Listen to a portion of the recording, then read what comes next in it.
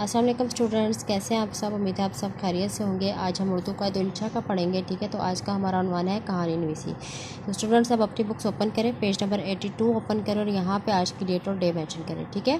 कहानी नवीसी आपने सुना होगा। कहानियाँ सुनने और सुनाने का जो रिवाज है वो बहुत कदीम ज़माने से चला आ रहा है, ठीक है। यानी हम में से कौन होगा जिसने बचपन के दिनों में अपने घर के बड़े बूढ़ों से, ठीक है, जैसे आप दादा नानी, इनसे आप कहानी कोई ना कोई कहानी ना सुनी होगी।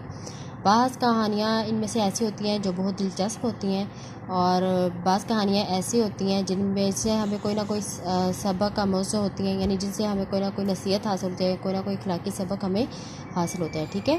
यानी कोई इखलाकी नुक्ता ऐसा ज़रूर होता है जिससे हमें कोई नसीहत हमें हासिल हो जाती है, ठीक है। तो इसमें कुछ कहानियाँ जो हमें इम्तिहान में दो सूरतों में कहानियाँ आती हैं। एक खाके की सूरत में कहानी मुकम्मल, एक खाका दिया होता है, उसकी सूरत में हमें वो कहानी मुकम्मल करनी होती है, लेकिन उसका उन्वान जो होता है वो हमें खुद तहरीर करना होता है। दूसरा जो होता है, या तो उन्वान दिया जाता है, उस उन्वान पे आपने कहानी लिखनी होता है, या तो आपको नतीजा दिया जाता है, ठीक है। उस नतीजे के तौर पर भी आपने कहानी लिखनी होती है, ठीक है।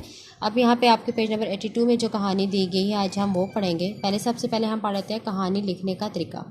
कहानी लिखने के लिए मदरजा झैल बातें जो है वो मद्देनज़र रखनी चाहिए। सबसे पहले आपने क्या करना है, कहानी चूँकि गुज़रे हुए ज़माने का कोई वाक़या होता है, ठीक है, इसलिए इसे हमेशा फ़ेल माजी गुज़रे हुए ज़माने में लिखना चाहिए, ठीक है। जब भी हम कहानी लिखेंगे तो आप हमेशा याद रखें कि फ़ेल माजी में लिखी जाती है, गुज़रे हुए ज़माने। फ़ेल माजी किसे कहते हैं? गुज़रे हुए ज़माने को।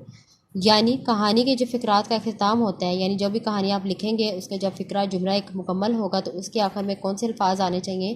था, थी, थे, दी, दिया, गया, आया वगैरह के अल्फाज से होगा, ठीक है। कहानी लिखते हुए वाक़यात की तरतीब का ख्याल रखना चाहिए। अब वाक़यात की तरतीब का आपने जिस तरतीब से वाक़या पेश आया है रुनमाओं में, आपने उसी तरतीब से लिखना है। यानी आपने ये नहीं करना कि आगे की बात को पीछे लिखते और पीछे की बात जो है वो आप पहले उसको बयान कर दें, तो ऐसे कहानी नहीं लिखी जाती। सबसे पहले आपने क्या लिखना है, कहानी का उन्वान लिखते हैं, ठीक है। और कहानी से कोई इखलाकी सबक हासिल होता है तो इस सबक को कहानी के आखिर में आपने इखलाकी सबक का उन्वान देकर अलग लिखा जाता है। फिर आपने कहानी लिखनी है, उस कहानी से जो आपको इखलाकी सबक मिला है, यानी नतीजा जो आपने मिला है, वो आपने एंड पे लिखना होता है। सबसे पहले हम यहाँ पे एक नमूने की कहानी पेश कर रहे हैं, झूठ की सज़ा। एक दफ़ा का जिक्र है कि किसी गांव में एक गडरिया रहता था। गडरिया कहते हैं बकरियां चुराने वाला, ठीक है। वो हर रोज़ अपनी भेड़ बकरियां चुराने जंगल की तरफ जाता था। एक दिन हस्बे मामूल यानी रोज़ के मुताबिक, ठीक है, जंगल में भेड़ बकरियां चुरा रहा था कि उससे एक शरारत सीजी। यानी वो भेड़ बकरियां चुराने रोज़ शाम को जाता है जंगल में। फिर एक दिन उससे क्या हुआ, उसके बारे में एक शरारत उसके ख्याल में आई। वो एक दरख्त पर चढ़ गया और ज़ोर ज़ोर से चलाना शुरू कर दिया। शेर आ गया, शेर आ गया, खुदा के लिए मेरी जान बचाओ। गांव के लोगों ने गडरिया की चीख पुकार सुनी तो हाथ में लाठियां और कुल्हाड़ियां वगैरह लेकर जंगल की तरफ उसकी मदद को भागे, ठीक है। मतलब उसने अपनी तरफ से झूठ बोला था कि शेर आ गया, उसने शरारत की अपनी तरफ से कि शेर आ गया। और जो गांव के लोग थे जब उनकी आवाज़ सुनी तो वो तमाम लोग सच समझकर उनकी इस तरफ मदद के लिए उसकी तरफ दौड़े, ठीक है, कुल्हाड़ियाँ और लाठियाँ लेकर। जब वो जंगल में पहुंचे तो वहाँ शेर का नामो निशान तक नहीं था, ठीक है। अब वो तो शरारत कर रहा था लड़का, ठीक है, वहाँ पे तो जंगल में शेर नहीं था। तो लोगों को देखकर गदड़िया जो था वो दरख्त से नीचे उतर आया और हंसने लगा कि मैं तो मजाक कर रहा था। ये सुनकर गांव वाले उसे बुरा भला कहते हुए वापस चले गए। अभी इस वाक़े को ज़्यादा अरसा नहीं गुजरा था कि एक दिन वहाँ सचमुच शेर आ गया। यानी एक दिन तो गदड़िया ने जो झूठ बोला था, लेकिन एक दिन वाकई वहाँ पे शेर आ गया था। लड़का दरख्त पर चढ़ गया और शोर मचाने लगा, बचाओ बचाओ, शेर आ गया, शेर आ गया। मगर गांव वालों ने उसे उसकी शरारत समझा और कोई उसकी मदद को ना आया, ठीक है। अब उसने क्या किया, उसने दोबारा जब उसने चलाया तो लोगों ने ये समझा कि जब वो पहले भी मजाक वो कर रहा था, वो शरारत कर रहा था, तो इस दफ़ा भी वो शरारत कर रहा होगा, ठीक है, वो मजाक कर रहा होगा।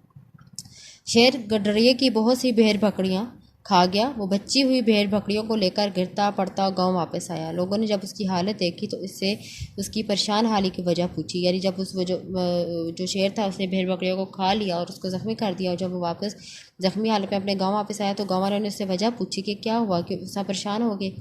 उससे सारा वाक़या सुनाया तो लोगों ने कहा कि तुम्हें झूठ बोलने की सज़ा मिली है। देखें, झूठ बोलना ये कितनी बुरी आदत है ना, कि हमें झूठ नहीं बोलना चाहिए, कि इससे अपना भी नुकसान हो सकता है और हमें दूसरों का भी नुकसान हो सकता है।